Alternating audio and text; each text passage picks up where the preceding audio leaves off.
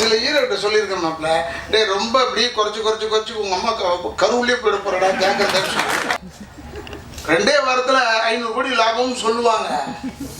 எவன் எண்ணி பார்க்க முடியும் 500 கோடி ஒரே நாளில்? அந்த ரிலீஸ் ஆகிற அன்னைக்கே சிடி போட்டு பார்த்துருந்தேன். ஒரு குடும்பம் அழிஞ்சதுடா சாமி. ஒரு முடிப்பு மரியாதை கூட கொடுக்கலையா எனக்கு? என் குடும்பத்தை சேர்ந்தவர்களே, பத்திரிகையாளர் அன்பர்களே, மேலும் இந்த ஆண்டிலே இந்த ராதாரவி ஒரு 10 படத்தை பெரிய படங்களில் நடித்து ரிலீஸ் ஆகிருக்கு. எல்லாருக்குமே நல்ல பேர். அதற்கு மூல காரணமாக இருந்த இந்த இன்டர்நெட் பீப்புள் அத்தனை பேருக்கும் பத்திரிகையாளர்களுக்கும் என்னுடைய வணக்கங்களை கூறி, இங்கே மேடையில் உட்காந்துருக்கிற இந்த இங்கிலீஷ் படம் க்ரூ அண்ட் ஆஃப்கோர்ஸ் நம்ம அற்புதமான ஒரு இயக்குனர் பேசிக்கிட்டு இருக்கும்போது சொன்னார், நான் ஒரு 5 படம் தானே எடுத்திருக்கேன்னு. போதும், அந்த 5 போதும். இன்னும் பேசிக்கிட்டே இருக்காங்க அந்த படத்தை பற்றி. அந்த அளவுக்கு ஒரு அற்புதமான இயக்குனர், குரல் வளத்தின் சொந்தக்காரர் என்னுடைய அன்பு சகோதரர் உதயகுமார் அவர்கள். அதே மாதிரி என்னுடைய அன்பு சகோதரர் அற்புதமான ஒரு இயக்குனர் பேரரசு அவர்களாகட்டும். மேலும் ஏன்னா அவனை பற்றி சொல்லணும்னா ஒரு இதை தப்பா எடுத்து ஒரு பவர் ஸ்டார் ஸ்ரீனிவாசன். அப்புறம் நட்டி என்கிற நடராஜன் சொல்கிறாங்க, எக்ஸலண்ட் ஆக்டர். ஏன்னா அவன் வந்து மேலையில் உட்காந்துருக்காருன்னு நான் பாராட்ட மாட்டேன். என் பிடிக்கலன்னு தான் சொல்லுவேன். என்ன வருன்னா அடுத்த படத்தில் போடாமல் இருப்பார், பரவாயில்ல இருக்கட்டும். எதுக்குன்னா நான் பார்த்த கூட நடித்தேன். பட் மிளகாய்ன்ற ஒரு படத்தில் ஆக்ட் பண்ணியிருக்கேன். அப்போ நான் சொன்னேன், யாரா நான் அமிதாப் பச்சன் மாதிரி வளர்ந்து கிடக்குறான் ஒரு ஆள், அற்புதமாக ஆக்ட் பண்ணுறாங்கப்பா அப்படின்னு சொன்னேன். இல்லைங்க, அது வந்து ஒரு பெரிய கேமராமேன். ஆடாப்பா, நம்ம தொழிலை வச்சுக்கிட்டு நம்ம தொழிலையும் வந்துட்டாங்க எல்லாமே அப்படிலாம் கிண்டல் பண்ணேன். ஆனால் மிக அற்புதமான ஒரு நடிகை. எக்ஸ்பிரஷன்ஸ் வந்து கேமராமேன்றதுக்கு ப்ரூவ் பண்ணி காட்டக்கூடிய ஒரு அற்புதமான ஒரு நடிகர் தான். இப்போ நாங்கள் நடிச்சிருக்கோம். படம் இருந்தால் என்னை விட்டு போகும், எங்கிட்ட மோதாதே அதே. அப்புறம் என்னுடைய அன்பு சகோதரர் அத்தனை நேரங்களிலுமே எனக்கு உறுதுணையாக இருந்த சிசர் மனோகர் ஆகட்டும், அல்லது நம்ம அவரை தான் உங்களுக்கு லொல்லு சபா மனோகர் தெரியும் உங்களுக்கு. அவர் குரல்லே பேச்சிலே ஒரு வித்தியாசமாக இருக்கக்கூடியவர். மேலும் அத்தனை நல்லுள்ளங்களுக்கும் எங்கள் இயக்குனர் நாகா வெங்கடேஷ் வந்திருந்தான், எங்கே போயிட்டு வந்திரல. இருந்தாலும் அவருக்கும் எங்கள் நடிகர் சங்கத்தினுடைய ஏஆர்ஓ இருக்கார். ஏன்னா எனக்கு சீனியர் என்னை விட, அதுக்காக சொல்கிறேன். அவருக்கு என்னுடைய வணக்கங்களை கூறி, இந்த மாஸ்டர் ஆஃப் செரிமனிஸாக இருக்காங்க, அவங்க எங்கள் ஊருக்காரங்க. அதனால் அவர்களுக்கு என்னுடைய வணக்கங்களை கூறி, ஏன்னா எப்பவுமே இந்த சக்ஸஸ் ஆகிற படத்துலலாம் இந்த அம்மா வந்து என்னோடய பேட்டி எடுத்தாங்கன்னா சக்ஸஸ் ஆகிடுத்தேன். இப்போ வந்து பேசியிருக்காங்க, ஒரு இங்கிலீஷ் படம் சக்ஸஸ் ஆகிடுச்சு. அவர்களுக்கு என்னுடைய வணக்கங்களை கூறி, இந்த படத்தில் வந்து எனக்கு வந்து ஹீரோ இசையமைப்பாளர்னு கூப்பிட்டாங்க. பட் நான் கேட்டேன், அவனே கேட்டேன் பாரு, எதுக்கு கேட்டேன்னு நினைக்கிறேன். இந்த அவன் சொல்கிறேன்னு தவறாக எடுத்துக்காது. நான் ரொம்ப சீனியர் இருந்ததுக்கெல்லாம் நான் பேச மாட்டேன். ரொம்ப பக்தியாக கோயிலுக்கு போடுவோம். இந்த காவடி எடுத்துக்கிட்டு முருகன் கோயிலுக்கு போகும்போது என் பொண்ணுக்கு நல்லா கல்யாணம் வேணும்னு தான் வேண்டிக்கிட்டு போடுறாங்க. அங்கே போயிட்டு திரும்பி வரும்போது பொண்டாடிக்காரி சொல்கிறான், எங்கள் பொண்ணு ஒன்றொருத்தனோட ஓடி போயிட்டானுன்னு இவன் எங்கேயும் பார்க்க மாட்டான், நேரம் பழனியை தான் திரும்புவான். ஏண்டா முருகா டேய் அப்படின்னு திட்டான். உனக்காக இவ்வளோ தூரம் காப்பி தூக்கிட்டு வந்துடா, பொண்ணு ஓடி போச்சான். அந்த டேய் முருகன் சொல்கிறான் பாருங்க, அது பக்தியில் சொல்கிறானே ஒழிய கோபத்தில் இல்லை. அது மாதிரி நீ மியூசிக் டேரக்டர் நினச்சிக்கிட்டு. அதனால் உங்கள் மேலெல்லாம் இருக்கிற ஒரு ஆசைனால் சொல்கிறேன். நான் வீட்டுக்கு வரும்போதே கேட்டேன், நான் தாங்க மியூசிக் டைரக்டர்னு சொன்னேன். இந்த தாடிக்கிட்டே பார்த்தா தெரியுது இந்த மியூசிக் டைரக்டர்னு. இந்த படத்துலேயே நான் பார்த்துட்டு ஆச்சரியப்பட்டது என்னென்னா, டான்ஸ் மாஸ்டர் பார்க்கும்போது ஃபைட்டர்னு நினச்சேன், ஃபைட் மாஸ்டர் பார்க்கும்போது டான்ஸர்னு மாதிரி இருந்தேன். அவர் உடனே படிக்கட்டு ஏறி வராது ஃபைட் மாஸ்டர். இந்த டான்ஸ் மாஸ்டர் இதுலேயே வந்து குஷிடலாம், படிக்கட்டு வழியாக வர மாட்டேன். அதனால் அப்போயே நான் பார்க்கும்போது இப்படி ஒரு பாரதலான ஒரு குரூப்பு, அதில் இவன் இந்த தாடி வச்சுட்டு என் வீட்டுக்கு வந்திருந்தாப்புல. நான் தானே இசையமைப்பேன். நான் கூட பேசிக்கிட்டு இருந்தோம், படம் ஒன்று பண்ணலான்னா எப்படிங்கன்னு, புது இசையமைப்பாளரை போடுங்கன்னு. ஏன்னா அவங்ககிட்ட தான் இசை இருக்குன்னு. என்னங்க எது பழைய ஆளுங்கெல்லாம் எப்படிங்க, அதெல்லாம் பழசெல்லாம் வந்து எல்லாம் திருடி போடுறாங்க தொல்லை. அதெல்லாம் வேணாங்க. அப்புறமா வந்து இது ஏதாவது சொன்னாலும் அதை போட்டுருவாங்க. Radha Ravi condemns music directors, அதை காசு கொடுத்து வாங்குறாங்க, படிக்கிறவங்க இருக்கு. அதை படிச்சு விட்டு அது இவங்க லாபத்தை சம்பாரிச்சு விடுவாங்க. அதனால் நான் அதை சொல்ல வரல. பெரிய ஆளுங்க ஆகிட்டா பெருசாக செலவு பண்ணால் தானே பெரிய ஆளாக முடியும். இந்த மியூசிக் டைரக்டர்ஸ் நான் வெரி குட் ஜாப். நான் சொன்னேன், நான் புது மியூசிக் டைரக்டர் நான் யூஸ் பண்ண போகிறேன், ஏதாவது கூடுற படம் போட்டு கேட்டுக்கிறேன்னு. அவன் நினைச்சிட்டு இருக்காங்க என்ன பெரிய இசை மேதைன்னு நினச்சிக்கிட்டுல கொடுக்குறேன் என்ன டிஸ்கன். எனக்கு ஒன்றும் தெரியாது. அந்த ப்ரொடியூசருக்கு தெரியும் கொஞ்சம் இசையெல்லாம். அதனால் அவருக்கு போட்டு காமிச்சு இவன் மாதிரி ஆளுங்களை செலக்ட் பண்ணி வந்து பாரு என்னன்னு அற்புதமாக பண்ணியிருக்காங்க. என்னென்னா அவனே பாட்டு வேறு எழுதியிருக்காங்க. அந்த பாட்டு எழுதுனவங்களாம் சின்ன வயசு பசங்க தான். நான் என்ன கேட்குறேன்னா, ஒரு இங்கிலீஷ் பாட்டில் ரேப் பாட்டுக்கு ஒன்று எழுதிருக்கீங்க, எப்படா எழுதுறீங்க அந்த பாட்டுக்கெல்லாம்? அது வார்த்தையும் புரியல, ஒரு எதுவும் புரியல, இது ஒன்று பேசுகிறேன். அதை விட எனக்கு பெரிய கொடுமை என்னென்னா, அதுக்கு லிப்பு மட்டும் கொடுக்குறாங்க. இப்போ நம்ம என் மாப்பிள்ள இப்போ ராம்கீலும் கொடுத்துருக்காரு. அதெல்லாம் நம்மளால் நடிக்கவே முடியாது கூட. இப்போ தான் இந்த இந்தியன் எக்ஸ்பிரஸ்லேருந்து சுதா அவங்க கேட்டாங்க, எப்படிங்க நீங்கள் அக்காமடேட் பண்ணிக்கிறீங்கன்னு. அவங்களுக்கு ஒரே ஒரு ரகசியம் என்ன சொல்கிறேன்னா, முதல்ல சொல்லிவிடுவேன், படிக்கட்டில் ஓட முடியாது, படிக்கட்டிலேருந்து இறங்க முடியாது, மீதி மாதிரி சண்டை போட முடியாது, இந்த ரேப் பாட்டுக்கெல்லாம் பாட முடியாதுங்க, வாய் அசைக்க முடியாதுன்னு சொன்னேன்.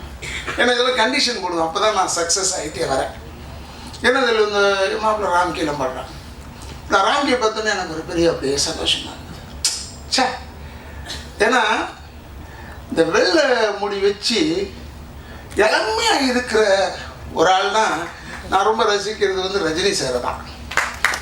ரொம்ப இப்போ வந்து வெள்ளை தடியில் பொதுவாக வாழ்க்கையில் நான் பார்க்கும் போதெல்லாம் வர அந்த வழக்கு தொழிலோட வருவார். அவர் ஒரு பெரிய இமேஜ், சூப்பர் ஸ்டார்ன்ற இமேஜே இருக்காது. வழக்கு தொழிலோட வருவார், சாதாரணமாக இருப்பார், என்ன அழகாக இருப்பான் மனுஷன், இளமையாக இருப்பார். அதுக்கப்புறம் நான் ரொம்ப ரசித்தது இந்த வெள்ளை தேடி என்னது சால்ட் அண்ட் பெப்பர் ஏதோ ஒரு பேரை சொல்கிறீங்க, அது ஏதோ ஒன்று சொல்கிறாங்க. அந்த முடிவோடு இருக்குது அழகாக பார்த்து இளமையாக பார்த்தது அஜித்து தான். அது ரொம்ப பிடிச்சது எனக்கு. அப்படியே ரசிக்கிட்டே இருந்தேன். எப்படி அவங்க வெள்ளை தேடியோடலாம் அழகாக இருக்காங்க. சரி நான் சொல்லிட்டு நான் வெள்ளை முடிவோட சுற்றினேன் கொஞ்ச நேரம். இப்போ என்ன பார்த்து என்ன வயசாகிடுச்சாங்க அவங்க சின்ன பசங்க அதுலேயே அடிப்படுது பாரு. முடி மசிறு வச்சா கூட அடிப்படுதுறான்னா இப்போ எவ்வளோ கெட்ட நேரம் நமக்கு அப்படின்னு நினச்சி இப்போ பார்த்தா மாப்பிள்ள ராம்கி வந்து இந்த வெள்ளதடி இப்போ 3வது ஆள் நான் பார்த்துருக்கேன். இந்த வெள்ளதடி வச்சு இளமையாக இருக்கிற ஒரே ஆள். ஆனால் நான் நிரோஜனம் சொல்ல போகிறேன், இப்போ தான் நீ உஷாராக இருக்கணுமா. ஏன்னா இப்போ அவனுக்கு எக்ஸ்பீரியன்ஸ் ப்ளஸ் இளமை ரெண்டுமே இருக்குது இப்போ இந்த வெள்ளை தாடியோட. அதுக்காச்சும் ஏன்னா இப்போ என்னை பார்த்துட்டு ஒரு யாரோ ஒருத்தங்க விரும்பினா கூட வயசானவர், ஏன்னா நம்மக்கிட்ட வந்து செய்குலி கிடையாது, சேதாரம் கிடையாது அப்படின்னு நினச்சிட்டு விரும்புவாங்கல்ல, அந்த ஆக இது ஒரு நல்ல குரூப் தான். அப்போ கூட மேடம் சொல்லும்போது சொன்னாங்க, நான் இன்றைக்கி இங்கிலீஷ் படம்னு ஒன்று போகிறேன், மாஸ்டர் ஆஃப் செரிமனிஸ். அதுக்கு பேசும்போது இன்னும் எல்லோரும் என்ன இங்கிலீஷ் படத்துக்கு நீயும் போகிறேங்கண்ணே. ஒன்றே ஒன்று சொல்கிறேங்க, என்ன தப்பாக எடுத்துக்காத, இங்கிலீஷில் தமிழ் வார்த்தை இப்போ எல்லாருக்கும் புரியுது. இங்கிலீஷ் படம்னா படம் டைட்டில் ஆனான்னு கேட்குறான், அவ்வளோ அறிவு வந்துருச்சு. இப்போ நீ தேங்க்யூன்னு சொல்லிப்பாரு, இன்னும் இங்கிலீஷில் சொல்கிறேன் நான் கேட்குறான், அதெல்லாம் இங்கிலீஷ் ஆகிடுச்சு. ஹலோன்னு சொல்லிப்பாரு, அது இங்கிலீஷ் ஆகிடுச்சு. தமிழ்னு பேசக்கூடிய தலைவர்கள் கூட ஃபோன் எடுத்தோன்னே ஹலோ நான் தான் பேசுகிறேன்னு சொல்கிறேன். அது இந்த ஃபோனை கண்டுபிடிச்சி உன் பொண்டாட்டி பேருன்னு கூட தெரியாது, அந்த மாதிரி பேர் தான் ஹலோ. எதுக்காக சொல்கிறேன்னா, இது இங்கிலீஷ் படம்ன்றது அந்த படம் மாதிரி செஞ்சுருக்காங்களான்றதெல்லாம் கிடையாது. இங்கிலீஷ்லேயே நிறைய ஏமாத்துறான். ஒரு பெரிய நடிகை அவங்க மேடையில் பேசும்போது சொன்னாங்க, நம்ம தமிழ் படத்தில் தான் ஹீரோ ஓடிக்கிட்டே இருப்பாங்க, சுட்டுக்கிட்டே இருப்பான் வில்ல, படவே படாது மேலே, இங்கே அங்கெல்லாம் போடுங்க, 100 கைத்தட்டல் வாங்கினாங்க. நான் எனக்கு பிடிக்கல, ஏன்னா எனக்கு வந்து தமிழ் படம் இதுதான் நமக்கு சோறு போடுற இடம். இதை வந்து கேவலமாக சொல்லுதுன்னு அப்போவே எனக்கு ஏறி போச்சு. இதுக்கு பதில் சொல்லாமல் விட்றதில்லை நான். இதனால என்ன ஒரு 5 படம் கேடும் அவ்வளோதானே. தப்பு இல்லை போ. ஏன்னா 5வது படத்துக்கு மேலே அது கிடையாது, அது ஒரு ரவுண்டு தானேப்பா. அதனால அப்படி வச்சுக்கிட்டு மயக்க பிடிக்கும் சொன்னேன். நீ நிறைய படம் பார்க்கலம்மா, நீ போய் பாரு. எத்தனை படம் உனக்கு சொல்லணும் உதாரணம், எத்தனை இங்கிலீஷ் படத்தில் சுட்டுக்கிட்டே இருக்காங்க. ஏன்னா சும்மா இப்படி 2 துப்பாக்கி வச்சுட்டு பறந்துக்கிட்டே சொல்கிறாங்க. அவங்க டப் டப் டப்னு சேர்த்து அவங்க ஆஸ்கர் கிடைக்குதா? கிடைக்காது.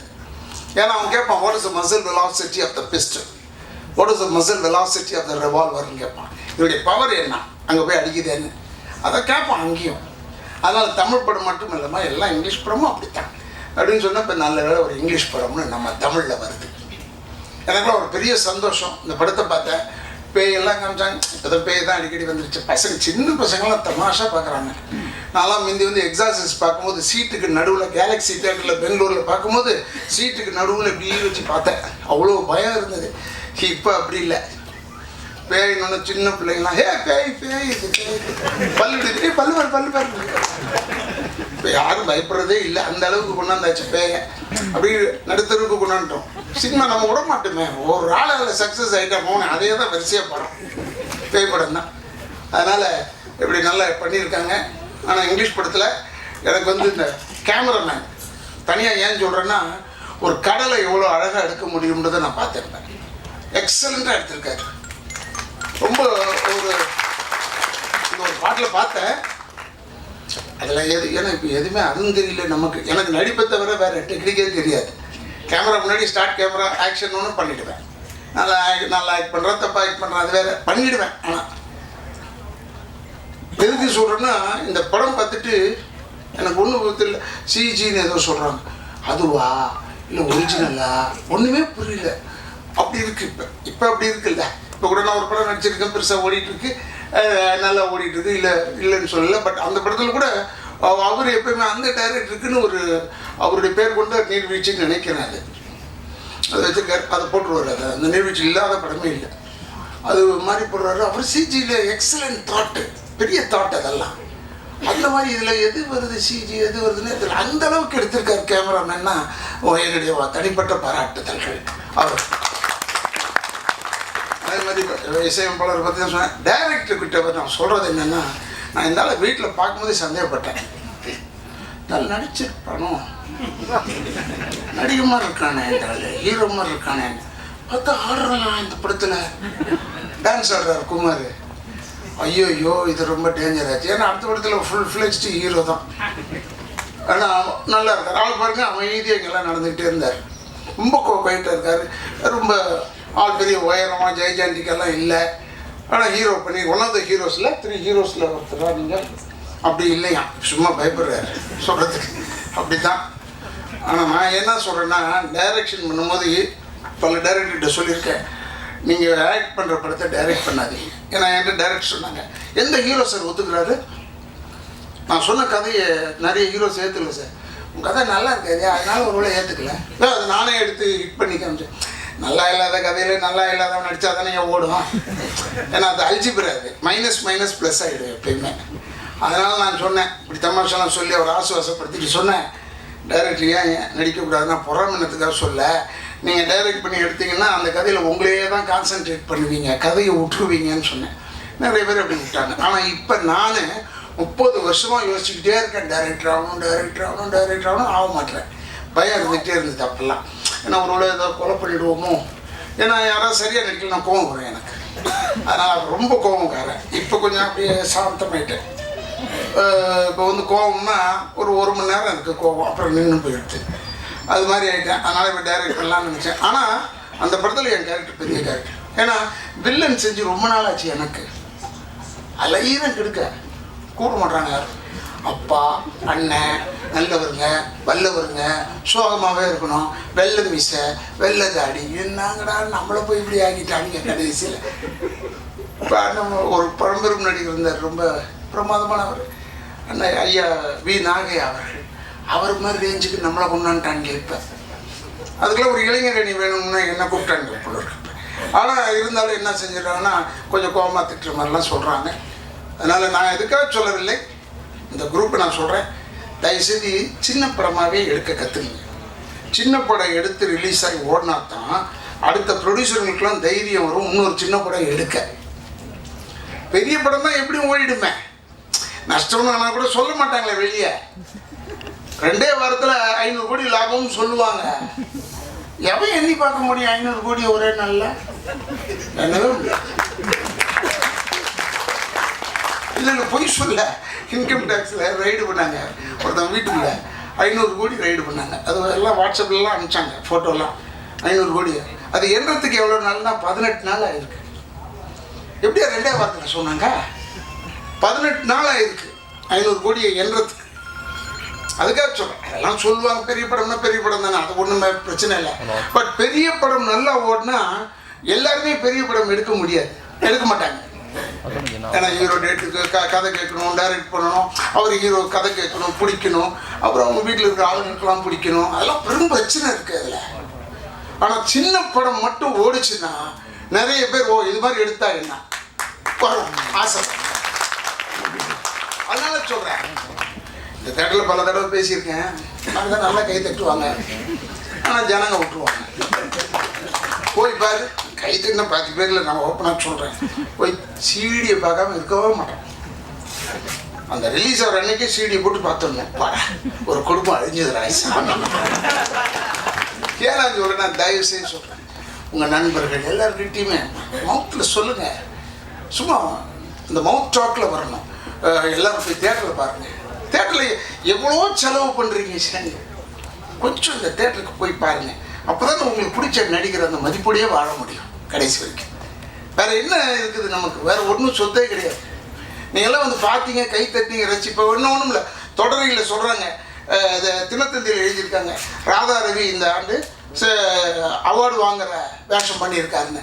எனக்கு ஒரு ஒரு அது படித்ததுலேருந்து சொல்கிறேன், எனக்கு அப்படியே ஒன்றுமே புரியல. பரவாயில்லையா, இப்போயாவது நம்ம நாட்டில் சொல்கிறான் நமக்கு அவார்டு வரும்னு, அந்த ஒரு சந்தோஷம் இருக்குது பாருங்கள் ஒரு நடிகனுக்கு. அதனால சொல்கிறேன், இப்போ மாப்பிள்ளை நடிச்சிருக்காப்புல ராம்கி, ஒரு டிஃப்ரெண்ட்டாக ட்ரை பண்ணியிருக்காரு, அது ஓடிச்சுன்னா இல்லை. அப்புறம் ராம்கி தான் எல்லா படத்துலையும் இது மாதிரி கேரக்டர், வேறு ஆளே கிடையாது. இந்த இளமைக்கு இந்த வேகத்துக்கு ஆள் கிடையாது. இப்போ ஏன்னா எக்ஸலண்ட் ஃபைட்டரு, எக்ஸலண்ட் டான்ஸர், எனக்கு தெரியும், அவரோட நான் அப்போலேருந்தே நடிச்சிருக்கேன். ஆனால் நான் இளமையாக இருக்கிற போது வில்லனாக பண்ணேன், அப்புறம் அப்பயும் அவர் இளமையோட தான் இருந்தார், ஹீரோ பண்ணார். இப்பயும் அவர் அப்படி தான் இருக்கார், நான் மட்டும்தான் கொஞ்சம் ஏஜ் ஆகிடுச்சு. ஏன்னா எனக்குலாம் நான் வந்து நம்ம ஹீரோ இல்லையே, நான் கரெக்டாக 64 வயசு கேட்க வெட்டுவேன். ஹீரோ மட்டும் போயிட்டு ரிவர்ஸில் போட்டுருவாங்க ஒரு கேது, 34, 33, 32, 30 பயந்துருவேன் நான். ஒரு சில ஹீரோக்கிட்ட சொல்லியிருக்கேன், மாப்பிள்ள டே ரொம்ப அப்படியே குறைச்சி உங்கள் அம்மா கருவுலேயே போயிட போகிறடா கேட்க. அதுக்காக சொல்கிறேன். அதனால் நல்ல இளமையோடு இருக்கணும், நல்லா இருக்கணும். தம்பி குமார் அவர்கள் இன்னும் இது மாதிரி நிறைய நல்ல நல்ல கருவோட படங்களை எடுக்க வேண்டும். இது மாதிரி சிம்பிளாக எடுத்தால் போதும், எல்லாம் ஓடிடும், எப்படியும் ஓடிடும். 3 வாரம் ஓடினா போதுமையா, 3 நாள் ஓடினா போதும். இப்போல்லாம் சின்ன படமாக எடுத்திங்கன்னா 3 நாள் ஓடினால் ஒரு நேரோ லாபத்தில் தப்பிச்சுக்கலாம். பெரிய படமாக இதுனா ஒரு 3 நைட்டு தான் தூக்கம் வராது. ஃபுல்லாச்சா, க்ரௌடு வந்துதாங்க. பெரிய படம் எடுத்தால் 60 நாளைக்கு தூங்க முடியாது. பரவாயில்லையா, ஏதோ ஒன்று முடிவு எடுத்துக்க, தூங்கணுன்றதுக்காக வந்து சின்ன படம் எடு, எப்படி வந்துடும் லாபம் வரும். இல்லையா, தியேட்டரில் இருக்க சைக்கிள் ஸ்டாண்டுக்காரனுக்கு லாபம் வருது, கார் பார்க்கிங்காரனுக்கு லாபம் வருது, நமக்கு வராதா? வரும். அதனால சொல்கிறேன், உன்னே மனசு வெக்ஸாகி சரி இதில் போயிடலாமா அதில் போயிடலாமான்னு போகவே வேணாம். தைரியமாக எடு, உனக்கு நல்ல வெற்றிகள் வரும். சப்போர்ட் பண்ணுறதுக்கு பார் இவ்வளோ பேர் வந்திருக்காங்க. சின்ன படம்னு சொல்லிட்டு இவங்கெல்லாம் வராமையாக இருக்காங்க, பத்திரிக்காரங்க எல்லாத்துக்கும் தான் வராங்க, நல்லா தான் போடுறாங்க. அதனால் நீங்கள் தயவுசெய்து நல்ல படங்களை எடுங்கள். நம்ம வந்து நல்ல படத்தை எடுக்கணும். திருப்பூர் சுப்பிரமணியன் சொன்ன மாதிரி நல்ல படங்களை எடுக்க கற்றுக்கொள்ளுங்க, ஜனங்களை திட்டாத ஓடலன்னு. விலைவாசி ஒரு காரணமாக இருக்குது, அது வேறு விஷயம். இருந்தாலும் அதை மீறி நம்ம தேட்டர்ஸ்லாம் கொஞ்சம் நல்லாவும் இருக்கணும். ஒரு ஒரு 4-5 தேட்டர் தான் கொஞ்சம் நல்லா இருக்கு போல இருக்கு சொன்னாங்க. 10 தேட்டர் இருக்குதுன்னு வச்சுக்கலாம் சிட்டியில். எல்லா தேட்டருமே நல்லா இந்த ஜனங்க டெஃபினட்டாக போவான். ஏன்னா இப்போ பாதி பேர் இப்போ இந்த ஐநாக்ஸ் என்னது ஐநாக்ஸ் தேட்டர் அங்கெல்லாம் வர பசங்க நான் பார்த்தேன். நான் அங்கே வந்தேன், ஒரே ஒரு தடவை போனேன் தேட்டருக்கு போய் பார்க்கணுமேன்னு. அந்த தேட்டருக்கு போகும்போது பசங்க யாரும் படமே பார்க்கல, அவங்க பேசிக்கிட்டே இருக்காங்க சைடில். அப்புறம் வாட் டுமாரோ என்ன படம் ஓடிக்கிட்டு இருக்காங்க, பார்க்கவே மாட்டேன். செலவு பண்ணிட்டு வந்திருக்கான் வந்துட்டு போய் no tomorrow I got exam. What exam here? Come on. Tomorrow I'll book the ticket here. So இப்படி தான் படம் ஓடுது போல இருக்காரு. ஏன்னா அடுத்த நாள் வேற புக் பண்ணுறான், அப்போ பார்த்துக்குவான் போல இருக்கு படத்தை. அன்னைக்கு ஒரு நாள் விட்டுடுறான். அது மாதிரி ஒவ்வொருத்தர் 2 தடவை பார்க்குறாங்களே, அது நல்ல தேட்டரை பண்ணால் அதெல்லாம் ஒரு 200 சீட்டோட தேட்டர் ஏசி ரூம் பண்ணிட்டோம்னா போதும். அது பாட்டு ஓடும். இந்த பாப்கார்ன் வேலை, ஐஸ்கிரீம் வேலை அதெல்லாம் பற்றி அவனுக்கு கவலையே இல்லை. ஏன்னா கூட வந்திருக்குது, எதை கை நிட்டுதோ அதை வாங்கி தான் நாங்கள பார்த்தேன். நான் சில டைமில் இதெல்லாம் பார்க்குறேன். நான் செயின் ஸ்நாச்சிங் பண்ணதெல்லாம் பேப்பரில் படித்தேன். Chain snatching college. ஏன்னா அந்த பொண்ணு காட்டியிருக்கோம், இந்த செயின் தான் வேணும், யார் கழுத்தில் தொங்குது அவன் பார்த்துறேன். அதனால் அந்த படம்லாம் ஓடுது. அந்த தேட்டர்லாம் நல்லா ஃபுல்லாக தான் போகுது. எனக்கு 2 தடவை ஓப்பன் பார்த்தேன். ரிப்பீட்டட் ஆடியன்ஸே இருக்கியாங்க. படமே நான் பார்த்தேன் படம், என் படமே பார்த்தேன். என்ன ஒரு முடிக்கு மரியாதை கூட கொடுக்கலையா எனக்கு. இருக்கான் வெளியே போய் பேசுகிறான், என்ன சனியும் பேசுகிறானோ தெரியல, விட்டா கேட்க முடியும். முன்னாடி உட்காந்துருக்கும் போது மட்டும் கேட்குது சத்தம். படத்தில் சைலன்ஸ் சீன் வந்தால் இவன் டைலாக் கேட்குது.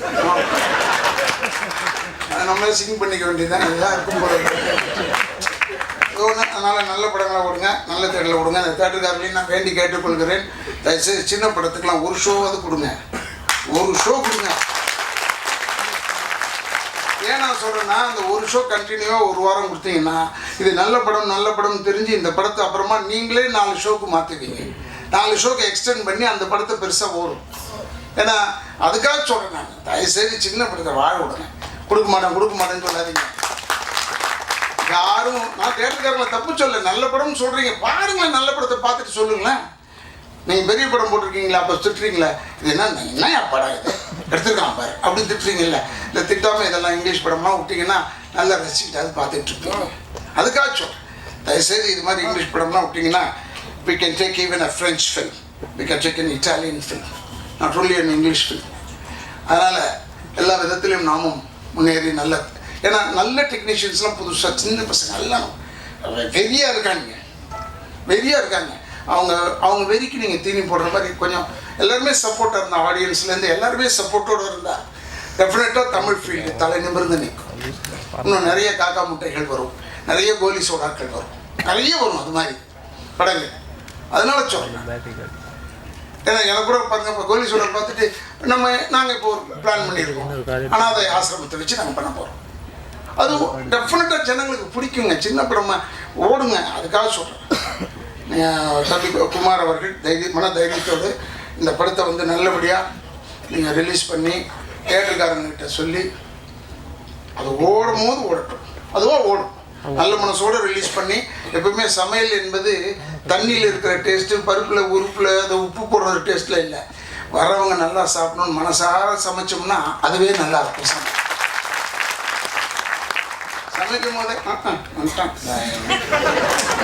இந்தியா சாப்பிடவே முடியாது. அந்த வீட்டில் குடிக்க கூட தண்ணி குடித்தா கூட அசிங்கமாக இருக்கும். அதனால் சொல்கிறேன். அதனால் மனதால் எல்லாரையும் அழைத்து கொண்டு தமிழ் ரசிகர்களையும் கேட்டுக்கொள்வது, தேட்டரில் வந்து படம் பாருங்கன்னு சொல்லி எனக்கு வாய்ப்பு கொடுத்ததற்கு என்னுடைய குடும்பத்தின் சார்பாகவும் திராவிட இயக்கத்தின் சார்பாகவும் என்னுடைய நன்றியை கூறி, டான்ஸ் மாஸ்டர்லேருந்து ஃபைட் மாஸ்டர்லேருந்து எல்லாருக்குமே சொல்கிறேன், ரொம்ப பிரமாதமாக இருக்குது. அடுத்த ட்ரைலரில் போடும்போது கொஞ்சம் ஃபைட்டையும் போட்டு கொடுங்க. ஏன்னா நான் ஃபைட்டே இல்லாத மாதிரி படம் கொடுக்குன்னு நான் நினச்சேன். இப்போ ஒரு ஃபைட்டு தானே, அதனால் கொஞ்சம் பெருசாக போட்டு விடுங்க. ஏன்னா எல்லா யூனியனுமே வாழணுமே. ஒரு சினிமா வாழ்ந்தான் 24 யூனியன், 24 கிராஃப்ட், ஏறத்தாலும் 50,000 பேருக்கு மேலே வாழ்ந்துட்டுருக்காங்க. அதனால் என்று சொல்லி என்னுடைய அத்தனை பேருக்கும் நன்றியை கூறி, மறுபிறவி என்று ஒன்று இருந்தால் என்னை அழைத்தமைக்கு உங்கள் பாதங்களாக பிறக்க வேண்டும் என்ற எண்ணத்தோடு விடைபெறுகிறேன். நன்றி.